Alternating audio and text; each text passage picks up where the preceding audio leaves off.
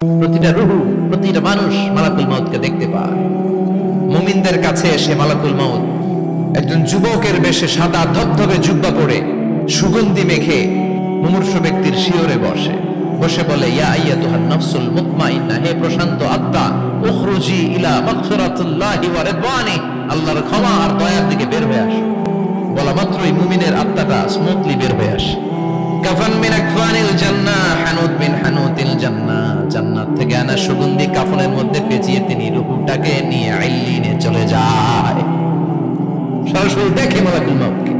আর যারা ইসলাম বিরোধী, কোরআন বিরোধী, তাদের সামনে এসে মালাকুল মাউত ত্রাস সৃষ্টি করে। আগে ধমক। হাইওয়েতে মাঝে মাঝে ডাকাতি হয় না? বাসগুলোর মধ্যে যখন ডাকাতি হয়, বাসে থাকে 50 জন, ডাকাত ঢুকে 5 জন, এই 5 জনের ভয়ে সবগুলো পেশাব করে দেয়। কারণ ত্রাস সৃষ্টি করে। এসেই চাইনিজ কুড়াল দিয়ে আগে কুবায় দেয় 4-5 জনের। রক্ত দেখে কি দেওয়ার সব আগে রেডি করে রাখে। মালাকুল মাউত এসে কাফের, নাস্তিক, মুশরিকদের সামনে সেরকম একটা ত্রাস সৃষ্টি করে।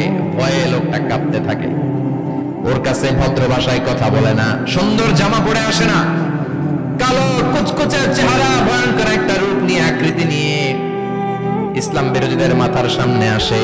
দুর্গন্ধযুক্ত চেহারার দেহ নিয়ে ধমক দিয়ে বলে, ও পাপাত্তা, ইয়া আইয়াতুহান নাফসুল খাবিসা, উখরুজি ইলা গাদাবিল্লাহ, হে পাপাত্তা, আল্লাহর রাগ, ক্রোধ আর গজবের দিকে বের হয়ে আয়।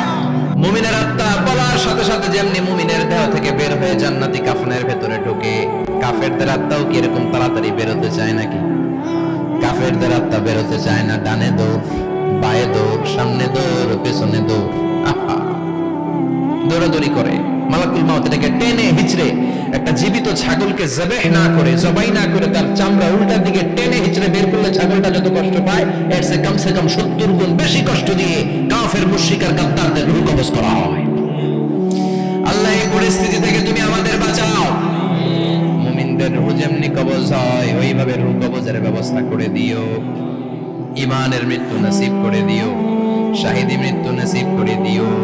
আমাকে শহীদ করে সেই মিছিলে শামিল করে নিও, যে মিছিলের নেতা মীর হামজা, খুবাইবে খাপা,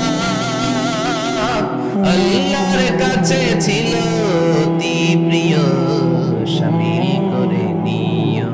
আমাকে শহীদ করে সেই মিছিলে শামিল করে নিও। পড়েন আমিন। আরো জোরে পড়েন আমিন। তার মানে বিমান দুর্ঘটনায় হোক, কিংবা লঞ্চ ডুবিতে হোক, কিংবা আগুনে পড়ে হোক, কিংবা আত্মঘাতী হামলায় হোক, যে যেখানেই মারা যায়, কবরের 3টা প্রশ্ন তার জন্য আছে না নাই?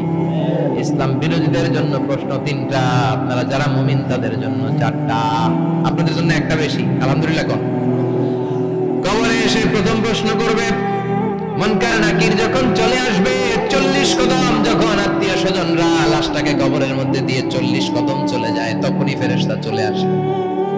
শেষ, সব শেষ।